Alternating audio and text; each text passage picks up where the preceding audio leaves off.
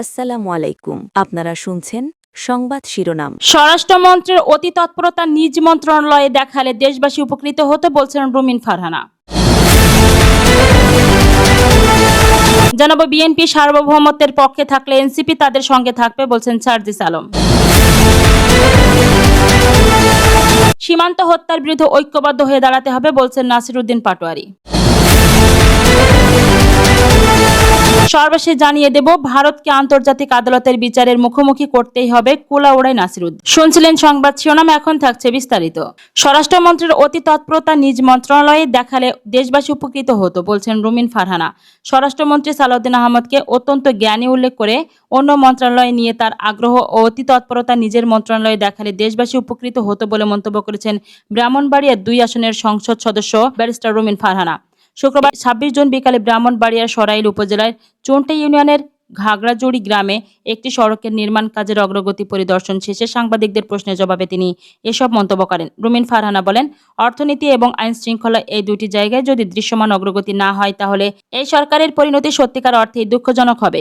নতুন অর্থ বছরের যে বাজেট দেওয়া হয়েছে সেই বাজেটের বিশ্লেষণ করে আমি সংসদেও কথা বলেছি এবং এটি কতটুকু বাস্তবায়নযোগ্য বাজেট সেটাও একটা বড় প্রশ্ন। তিনি বলেন, বাংলাদেশের বর্তমান আইন শৃঙ্খলা পরিস্থিতির যে নাজুক অবস্থা এতটাই নাজুক নিকট অতীতে ছিল না। সেই সব দিক বিবেচনা করে আমার মনে হয় সরকারের দুটো মন্ত্রীর ঘাড়ে 50% দায়িত্ব অর্থ এবং স্বরাষ্ট্র। কিন্তু দুর্ভাগ্যবশত স্বরাষ্ট্রমন্ত্রীর অন্য সব মন্ত্রণালয়ের ব্যাপারে যতটুকু আগ্রহ, উৎসাহ এবং অতি তৎপরতা, এই তৎপরতা যদি উনি ওনার নিজের মন্ত্রণালয়ে দেখাতেন তাহলে দেশবাসী উপকৃত হতো। এ সময় তিনি মামলা বাণিজ্যের কথা উল্লেখ করে বলেন, এলাকায় এলাকায় বিএনপির স্থানীয় নেতাকর্মীরা মামলার ব্যবসা করছে। এটা আমি সংসদেও বলেছি। আমি সরকারকে বলবো এবং আমাদের অত্যন্ত জ্ঞানী স্বরাষ্ট্রমন্ত্রীকে বলবো বিষয়টি আপনি দেখবেন, কারণ আজকে আপনি যা করছেন একদিন আপনাকে তার জন্য কাঠগড়ায় দাঁড়াতে হবে। এ সময় রুমিন ফারহানার সঙ্গে তার কর্মী সমর্থকেরা উপস্থিত ছিলেন। এরপর থাকছে বিএনপি সার্বভৌমত্বের পক্ষে থাকলে এনসিপি তাদের সঙ্গে থাকবে বলছেন সার্জিস আলম। মৌলভীবাজারের কুলাউড়া উপজেলার দত্তগ্রাম সীমান্তে সম্প্রতি ভারতীয় সীমান্তরক্ষী বাহিনীর গুলিতে নিহত মুজিব আলীর বাড়ি পরিদর্শন করেছেন জাতীয় নাগরিক পার্টির মুখ্য সমন্বয়ক নাসিরউদ্দিন পাটোয়ারি ও মুখ্য সংগঠক সার্জিস আলম।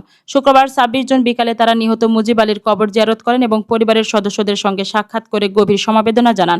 পরে সীমান্তে হত্যাকাণ্ডের প্রতিবাদে আয়োজিত এক সংক্ষিপ্ত সমাবেশে বক্তব্য দেন এনসিপির এই 2 নেতা। সাংবাদিকদের দেওয়া এক প্রশ্নের জবাবে নাসিরউদ্দিন পাটোয়ারি বলেন, সীমান্তে যারা নিহত হচ্ছেন তাদের একমাত্র পরিচয় তারা বাংলাদেশের নাগরিক। তিনি অভিযোগ করে বলেন, বাংলাদেশি হওয়ার কারণে সীমান্তে নিরীহ মানুষকে হত্যা করা হচ্ছে।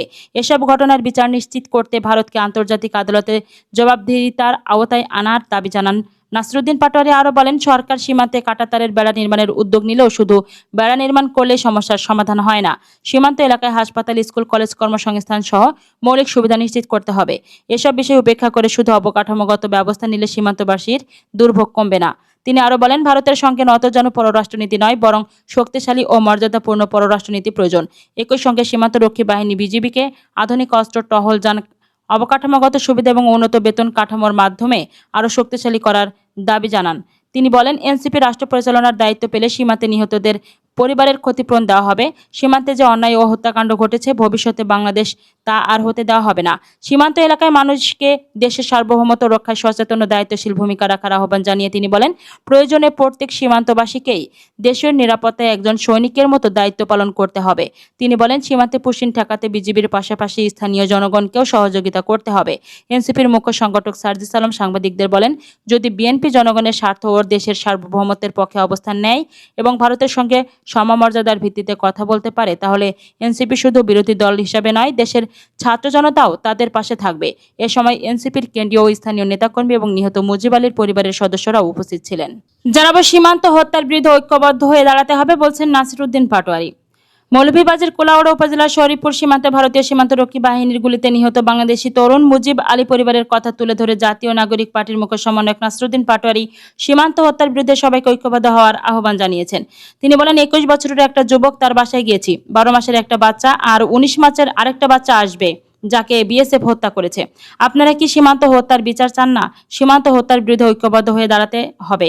শুক্রবার ২৬ জুন বিকালে কুলাউড়া উপজেলার শরীফপুর ইউনিয়নের চাতলাঘাট বাজারে সীমান্ত হত্যার প্রতিবাদে আয়োজিত এক সমাবেশে তিনি এসব কথা বলেন। সমাবেশের আয়োজন করে এনসিপির মৌলভীবাজার জেলা কমিটি। তরুণ প্রজন্মের উদ্দেশ্যে নাসিরুদ্দিন পাটোয়ারি বলেন, যদি কেউ চাঁদাবাজি করে থাকে তাকে পুলিশে ধরিয়ে দেবেন। যদি কেউ জমি দখল করতে আসে তাকে পুলিশে ধরিয়ে দেবেন। যদি কেউ সন্ত্রাসী কার্যক্রম করতে থাকে তাকে পুলিশে ধরিয়ে দেবেন। তরুণ প্রজন্ম, আপনারা এই কুলাউড়াবাসীকে রক্ষা করবেন। আপনারা যদি দাঁড়িয়ে যান, সারা বাংলাদেশ দাঁড়িয়ে যাবে। নাসিরুদ্দিন পাটোয়ারি আরো বলেন, সিলেটিরা নাকি শুধু লন্ডনে গিয়ে টাকা জমায়। আপনাদের এলাকায় এসেছি অথচ অতি উন্নয়ন দেখি নাই। এই উন্নয়ন কর্মকাণ্ডে কিন্তু আপনাদের হাত দিতে হবে। আমাদের প্রধানমন্ত্রী তারেক রহমানের শ্বশুরবাড়ি কিন্তু সিলেটে। মাননীয় প্রধানমন্ত্রীকে বলবো, শ্বশুরবাড়ির এলাকা হিসেবে অন্তত সিলেটের উন্নয়ন করবেন। আসার সময় রাস্তাঘাটের অবস্থা দেখি খুবই নাজুক। আমার শ্বশুরবাড়ি হইলে আরো ভালো রাস্তা বানাইতাম।